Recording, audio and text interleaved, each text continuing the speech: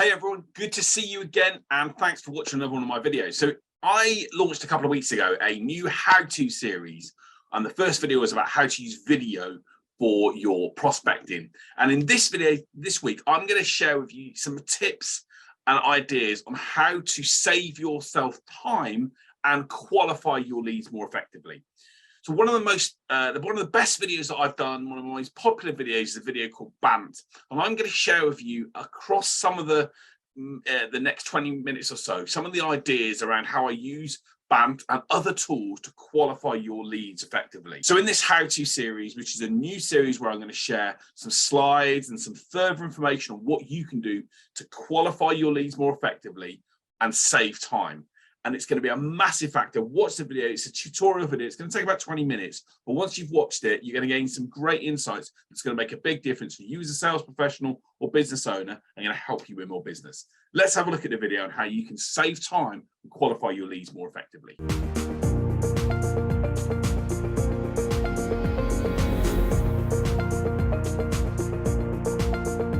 So as I mentioned, guys, my name is James White. I'm a small business sales expert. I'm a man that's passionate about helping small businesses gain great sales results. And one of the things that's really, really critical in a lot of the work that I do with salespeople, and it's a question that I get asked a lot, is people say to me, I've been talking to a potential client for a little while, but I'm not sure it's quite going anywhere. And how do I know that, I can, basically qualify them to see if they're a good fit? So we're going to cover off today a number of things which are really, really critical as part of this overall process. The first thing is, why is this so important? And I'm going to share with you something, a formula and a key thing you have to take into account when you're winning and looking to win new business, because it's something that makes a massive difference. And it's why a lot of the time salespeople and business people chase after deals that aren't going to go anywhere, but they still put time and effort into them, and we want to avoid that. We're going to give you a method to approach this. So when you start to look at new opportunities, we're going to give you some methods that you can use to start to really question and qualify whether the opportunity is as it seems, and if it is, what you can then do to hopefully go and win that opportunity. We're then going to give you your opportunity to create your own method, and I'm going to give you a chance. You can put comments in the section below of how we can send you a little criteria, a little scorecard, a little score criteria that you can use to start to qualify your own leads themselves. And then we're going to summarize it at the end and give you some insights before you can hopefully go off and use some of the practical tips that I'm sharing today to get the impact in your business. So why is this so important? Well, the reason it's so important is when we win and look to win new business and chase new opportunities, there's two factors that are the most important factors for us as business and salespeople. The first thing is our emotions. We get that whole energy and drive and those thoughts around us winning opportunities, and our brains go into overload. We start thinking about how we will link it to our targets. We start even maybe thinking about how we'll spend the commission. We get emotionally attached to the opportunity. Maybe someone's given us the opportunity to quote for a proposal, or we've met someone at an event and they, potentially there could be an opportunity, and we get our hopes up and we get these emotions in a crazy place.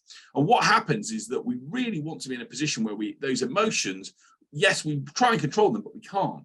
But what we also then do, because the emotional side of that really starts to drive on, we start to spend more time on the opportunity. We start to commit meetings. We start to commit time. We start to do a number of things, maybe proposals and other information in order to try and win that business. So we're not only just committing our emotional, but our time. And this sort of double whammy, this double effect creates a huge amount of problems if we work hard and we put lots and lots of effort in, but then when we find that actually we get to the proposal, they say to us, oh, your quote's high, can you do it cheaper?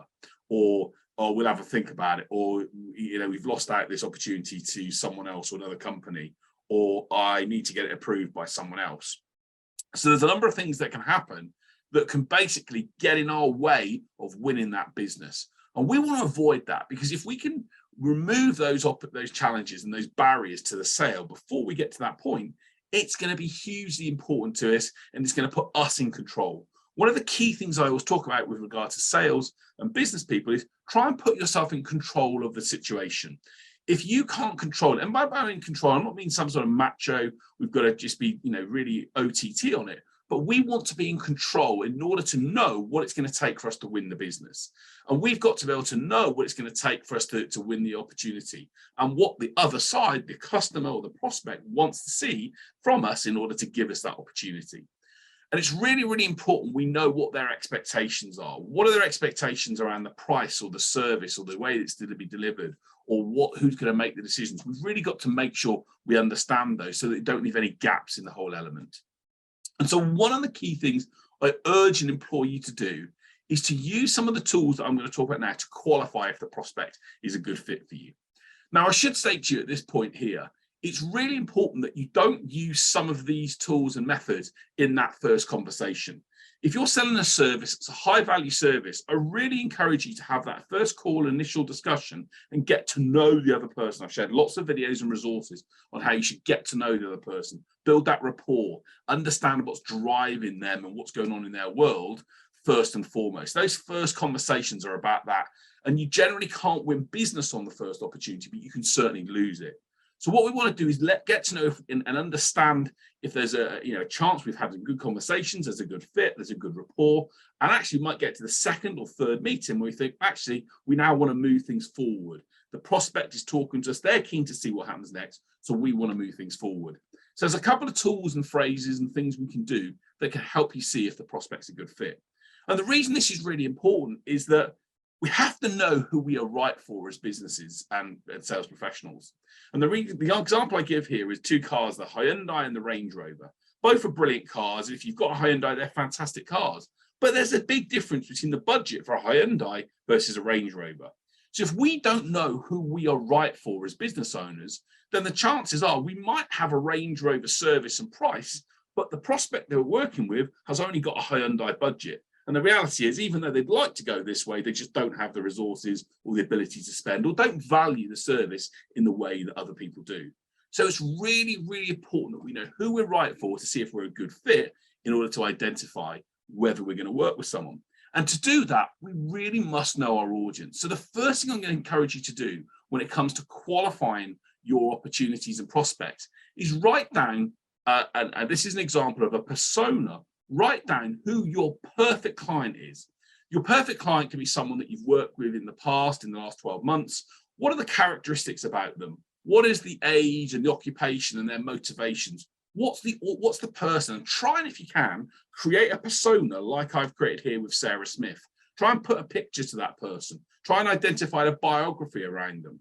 Because the more that you know your audience and whether they're a fit for you, you can then identify when a new opportunity comes along, you can actually start to identify whether there could be some challenges and risks in working with that potential. So if, for example, if this was my persona and the type of client I was working with, and a 65-year-old CEO male came along who just wanted to make money, I'd maybe look and go, is this the right person for me? And you can sometimes make some judgments based upon who you're a fit for. I do a lot of work with clients and a lot of questions that people ask me, such as, well, I want to sell to lots of people and I don't want to turn down opportunities. It's not saying you have to turn down opportunities, but it's about assessing whether you're a good fit for them. And it's really important that you try and understand not just the demographics, so their age, their location, there may be their sexuality or their disability or whatever, where they live, but also the things that's just what we call the psychographics. What are the things that they do? What are the things they enjoy? What are the hobbies that they have? For example, you might see here some list of hobby activities that we would use for some of the people that we've worked with. They would buy wine for £9 to £10 a bottle. They have a Netflix account. They try and stay fit. So what we've done is we've identified not just the demographics of Sarah Smith, but also some of the psychographics for who that person is. And what are they worried about? What are the concerns they've got? What are the things they really like? And the reason this is really powerful is because when we start to know that person and we start to understand our perfect client and how we've been able to help them, we can then see if the new people that we meet fit into this category. And one of the key things that's really, really important that we can use in order to identify and qualify the people that we speak to are the questions that we ask. Sometimes you can use your gut feel. Sometimes you'll have conversations with people and your gut feel will be a good indicator as to whether they're a good fit. But the best way to identify and qualify someone is through the questions that we ask. Albert Einstein said, if I had an hour to solve a problem and my life depended on it, I'd use the first 55 minutes to determine the questions to ask. So you've really got to be in a position where we qualify and ask questions to find out who they are. So some of the questions that I really encourage you to think about and ask when you get new lead opportunities is actually find out what got them to ask you to quote for the business in the first place, or ask them what made them come to you, to actually speak to you. And maybe ask questions such as, is this a competitive situation? Who else has been asked to quote? Or if they've got an issue at the moment, how are they currently solving that challenge? Or if they've got an existing provider, who are you currently working with, and what do you like about them and what don't you like about them? Or if they've come directly to you, maybe they've reached out to you, what made you choose us? What made you come along to us and our company in order to approach for this work? Or how do we compare with some of the other people you're considering? Find out what got them to that point here. And of course, the questions that we ask, and asking those questions in the right way, the tone and the way we say it is really important.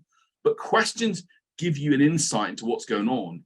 And actually, one of the ways in which I would handle that is if someone came to me and said, I've asked you to quote for a proposal, I would actually say to them, tell me a bit more about what made you choose me or choose us. And if they say, oh, I saw you on the website, just say, well, what else do you know about us? Oh, well, I don't know anything else about you. I just want you to quote. Okay, so who else are you asking to quote, and what makes you choose them? I'm intrigued by what's going on, because sometimes, unfortunately, people will, I've seen this, in fact, I saw this earlier on today, where there's a proposal for a piece of work that's gone out, and I know that the tender that's gone out by the organization, I'm going to be honest with you, I'm going to be chosen for that work because I created the proposal, I created the tender outline, but they've put it out there to the marketplace just because they've got to get other people to quote for it. Now, I know I've won that business. The guy has told me it, but he's had to put it out there because he needs other people to quote for it. So the point is, it's important if you're in that position, unfortunately, someone else is going to spend their time and quote and put time and effort into a project that they won't win. So it's really important you start to query and question a few things before you get to that point. So ask these questions, find out what got them to this in the first place, and how they maybe are comparing you against other people, or what's going on at the moment in order to be in that position. And so BANT is a fantastic model in order to be able to use. Some people have said BANT doesn't work anymore and it's old and out of date. And there's a video that I've done on BANT, and there's a video I've done on GPCT and some other modules and models to do this. But the general consensus behind BANT works. And the whole idea about BANT, and I will put a link into the video so you can have a look at that video itself. It's one of my most popular videos that I've done. Is it really enables you to ask some questions of budget. Do they have the ability to spend based upon the service and the price that you charge for what you offer? The second point is authority. Who is ultimately going to make the decision to go forward and say yes to the project or to the piece of work you're doing? The need, those of you that have watched my videos before will know that I prefer to use this frame problem or want, but need makes sense because of the acronym. So what is the actual problem and challenge that the person has got?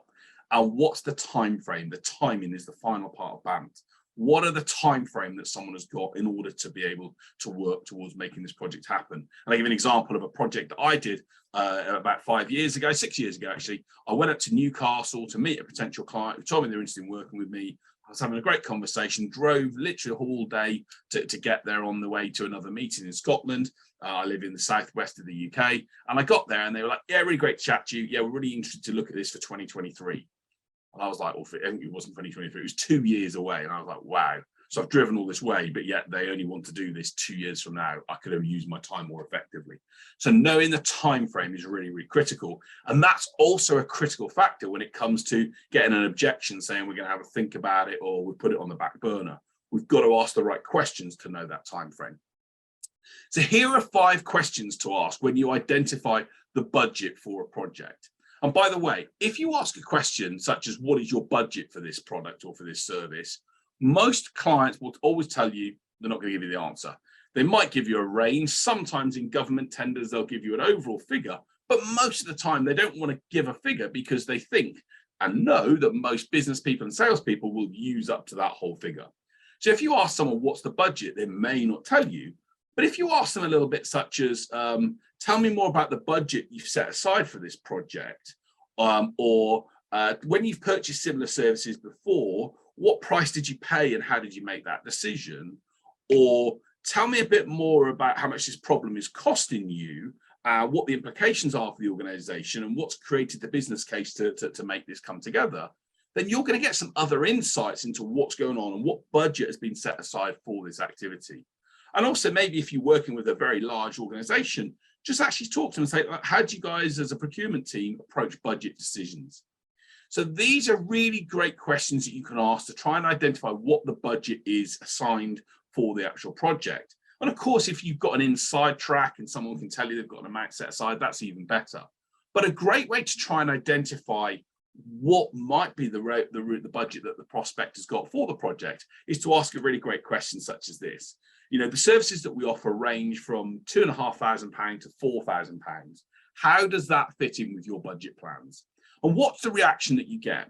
If you get a, yeah, it's in line with what we thought, you know that you're in the right ballpark. If you get a, not sure, then you might think that that actual range of £2,500 to £4,000 is maybe a bit high. And if you get a, it's a bit higher than we thought, then you know that you're quite a long way from where you want to be. Now, again, go back to that Range Rover Hyundai discussion. If you're a £4,000 Range Rover offering in the service, but they've only got budget for a £1,000 Hyundai, you're better to know that straight away in order to be able to then probe and ask other questions to qualify whether it's worth spending your time. So if I was to go and ask a prospect around a question like this, such as, our services range from £2,500 to £4,000, how does that feel for you? Or how does that fit with your plans? And they then looked to me and said, yeah, a bit higher than we thought. I'd be going, okay, tell me a bit more about what your budget was for, or what you're expecting, to pay for this type of service. Or we were expecting it to be at the 1,500 to 2,000 mark. Okay, and tell me a bit more about what makes you think it's worth that amount, or what's driving you to come to that figure, or what's made that figure the key thing for you. And I would probe a bit more into the budget, and it might even be I'd even ask, and if you had to make a decision between a £2,000 offering that was cheaper and a £3,000 offering that would deliver the service but deliver the results you want, what option would you choose? What matters most to you? I'll probe in those areas because I'm really keen to find out what actually matters to them. In most cases, if you talk to a potential client and they've got a problem they want solving, most people would rather pay a bit more and get the problem resolved than pay a lower price and still have the issue. But we've sometimes got to be able to see what that is and then see and ask them what they need to see in order to feel comfortable paying that amount. But the budget is the critical thing. So get comfortable about money and the budgets and the figures that you're talking about. Talk a little bit about the price that you use and continue to repeat it. My price for our services is £2,500. The investment that people make to work with us is £4,500. And use words such as investment, not cost. You're going to get a real different reaction if you start to use words such as investment rather than cost. Cost are things that people want to get rid of. Investments are things that boards and other organizations make. So use those type of questions. Typically our services range from this to this. How does that fit in with your plans? And watch for the reaction, watch for the eyes, watch for the way they react. Is it or is it, in line with what I thought? Those reactions are really critical, and what you then do from that is really important. If you get, it's in line, okay, great, fantastic. I really appreciate you letting me know that. Really great for us to understand so that we can make sure we, do the right thing for you and your firm. Just get comfortable with that, and then you can mark it down in your conversations. So the next thing really, when we look for the BANT process, is the decision process, the authority. We want to be able to know who's going to make the decision to actually go ahead and say yes or no, who's going to make that commitment happen. And it's really important that we understand that. And again, if you say to someone, are you the decision maker? Most people like to feel important. They're not going to tell you outright that they're not important and it's someone else. Well, most people won't. They'll tell you that they're having, of course they're involved in it. Of course they're responsible for making that happen. But invariably, it may not be them that actually makes the final decision. And again, I've got caught out with this. I had a proposal to an IT company about 4 years ago. I was talking to the CEO. I was sure that I was talking to the right person. He was the CEO of the business. I couldn't get any higher, right? Wrong. There was a shareholder in the business that was the major shareholder that the CEO had to get the approval from. And again, because I hadn't included that person in the conversation and hadn't worked with them and hadn't understood what they needed and wanted to see, I lost the opportunity. So really try and ask the right questions. Tell me a bit more about who sets the budget for the services that you work with. Or this great question, which I really love to use, who else is involved in making the decision alongside yourself? Or tell me about the decision-making process that you'll use at your company. Or in 3 to 6 months' time, who will ultimately decide if this project or this offering has been a success? Or sometimes in organizations, it may not be the higher people that cause the issues. It can be those people that are using the service, those people that are implementing what you're doing. So maybe ask the question about saying, who in the organization will use this service and how do they feel about this? How are they going to react to this? You need to understand who's affecting the decision and what's actually taking place. So find out how decisions are made at that organization. And if someone won't tell you or won't share with you how a decision is made, then you need to query whether you should commit your time and energy to engaging with them. Ask them the questions such as who's involved in making the decisions and how do they feel about it, and get an insight into what's going on there. The other key thing I really encourage you to do, especially in high value business services that we offer and you may put in place, is trying to understand a map. If you're working in organizations, there's going to be other people involved. So try and find out who, for example, are the decision makers in this part of the process. Who is the influencer? Who are the people that influence the decision, and who finally are the people that are the implementers that basically may not get as much say on the decision, but are really important in actually putting things in place. So these are things that are really, really important for us to be able to know. The decision maker, who's actually going to sign the check or say yes to it and sign off and has the authority to sign off on this, and who's influencing that decision. The influencers can be really key. Again, in my organization, I've got a marketing manager, and when that even though I may be the final decision maker, she is a significant influencer. And if she comes to me and says, actually, I'd really want to do this, I think it's important, it's going to affect my decision. So understand the decision-making process. Like I mentioned, really get to understand the timescales involved in the project as well. Try and understand what's prevented them from fixing this in the past. What's made you look into this now? Where in the buying process do you think you guys are? Or when would you like to have this issue resolved by?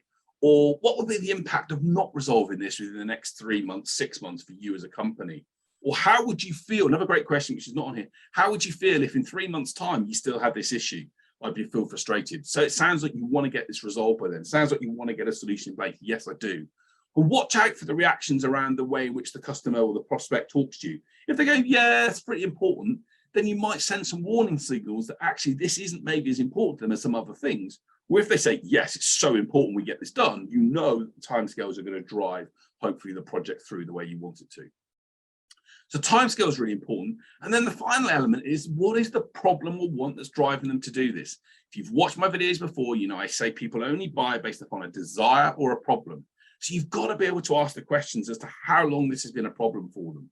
What impact is this having on them? How are they currently handling this issue, and what does it mean for them? And how important is it for them on a scale of 1 to 5, with 5 being really important to get this issue resolved? And what pain is this causing them personally? Remember, people buy logically, but they buy emotively. They buy based upon, they don't want the sleepless nights and the stress that causes when systems don't work or things don't happen or they can't have challenges. They buy with their heart. And actually, those are just as much, if not a more powerful factor than the logical elements of things. Or what's the impact for you personally, even if they're in a company, of not getting this issue resolved? Or what value does a solution like ours have for you if it was implemented correctly? You know, what's prompted you to look at this now, and how do you feel it could resolve the position you're in? You want to use these questions, and you'll notice there the hows, the whats, the where, the tell me more. Those are the types of questions you want to ask, not do you have a problem with this? If I ask someone, do you have a problem in this area? Yes. Tell me more about the problem you have in this area. Well, we've got a problem and we need to solve this and this. If you're not careful, you'll get closed questions, get you closed answers, and that doesn't get you to the really good bits of information that you need. And sometimes you've got to remember that the people that we talk to, as I mentioned to the prospect that I traveled to Newcastle to meet, they may be a fit, but just not right now. So put in place some automation systems, put in place some tools that you can use that can help you basically nurture them through sending some value and some communications over a period of time that can help them grow their awareness of you. And so when it does come to the time where they want to move forward, they're going to hopefully come to you first. So these methods are a really, really great method to use Bantam. The questions that you can use at Bantam are critical. And I really encourage you to look at this. But another really simple tool that you can put in place. And by the way, if you're watching the video, hopefully you're still watching this and you're loving what the content is, please smash that like button and share the video, subscribe to the channel. Let's get make sure you let other people that work in the similar space to you to get these insights. But one of the things that we give to some of the clients we have, and I'm open to putting a link in the section where if you want to comment on the video and say, yes, send me the sales qualification sheet, send us your email address and we will send you a copy of the qualification sheet we use. And the way this works is that what we do is we identify, as I mentioned at the start, the criteria for the perfect clients that we have. There are some people that are really good for us and they understand what we're about and the values, and we know we're a good fit for, and there's other people that aren't.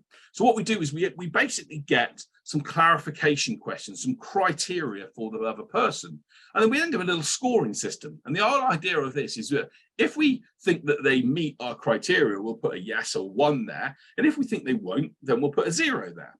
And the whole idea is that we might get, for example, a score of that query. And I'm not saying you want to go to the opportunity with the other person and literally score them like a checklist, but have that bit of paper written down, have these questions written down on your notepad, so that when you're asking a question, tell me more about how you want to achieve this problem, solve this problem, and they then talk about how important it is to them, and you then think, yeah, you can then mark, yes, this is really important. You can give it a 1 rather than a 0. Now you'll notice in the screen here, some of those questions are red. And what I try and do is try and create 4 criteria that are the most important criteria when you're doing business with a potential client.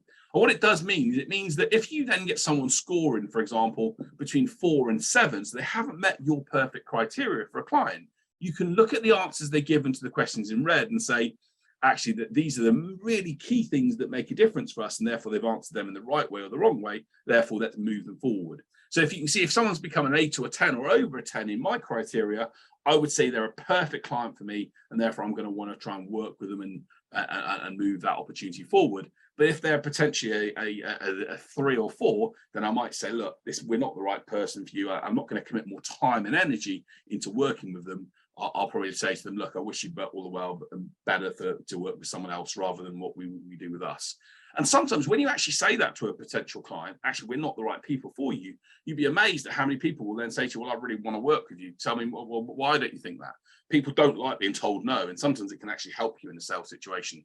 So this little criteria, this scorecard, this qualification sheet, if you'd love a copy of it, put your comments in the section below. We'll even put a link to a link you can use to get access to this. It's a great way in which you can basically create your own criteria, and we can provide some ideas on how to create the criteria for you to score your leads. And if you score them in this way, it doesn't mean you automatically have to go through it religiously. If they are a 7, we go moving forward or not. But it gives you a sense of the other person you're talking to and whether it's worth committing your time and energy for this.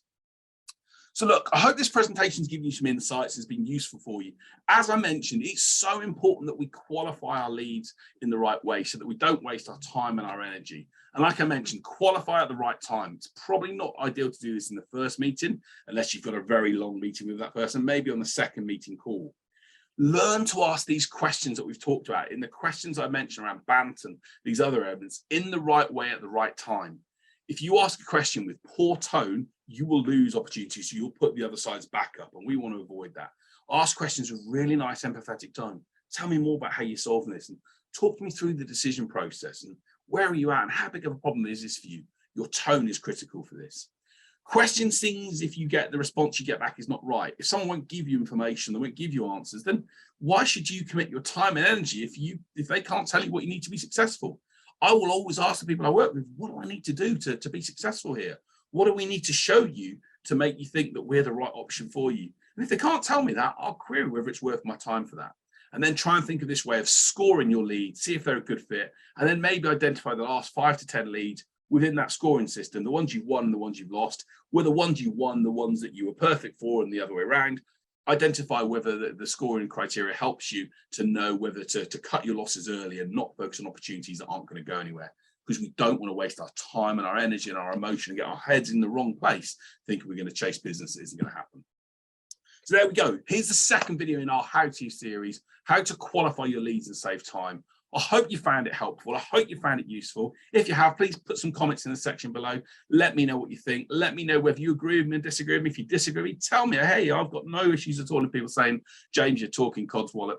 But if you have loved it, please share and like the channel. And if you want to join our Facebook group, the Sales Experts on Facebook, or follow me on Twitter or Instagram, then love to see you do that. But please make sure, if you're watching the video for the first time, like the channel, subscribe to it, like the video. Let's share it with other people. And let's make sure we get loads of people, business owners and sales professionals all over the world, getting the right sales results to help them win great business. So there we have it. That was this week's video on all about what are the key things you can do to qualify your leads and save time effectively. I hope you've enjoyed it. I hope you found it helpful. If you have, like the channel, like the video. Let's share it with others, and let's get business owners and sales professionals everywhere winning business using the resources and help that we provide and the work that I do. I'm passionate about helping them win. My goal, I don't care if you never buy from me ever at all. If I can help you in any way I can to win business, that's what I'm here to do. Thanks for watching the video. Love to see you doing this, and hopefully you got this far, and have a brilliant week, and I'll see you next Saturday. Take care.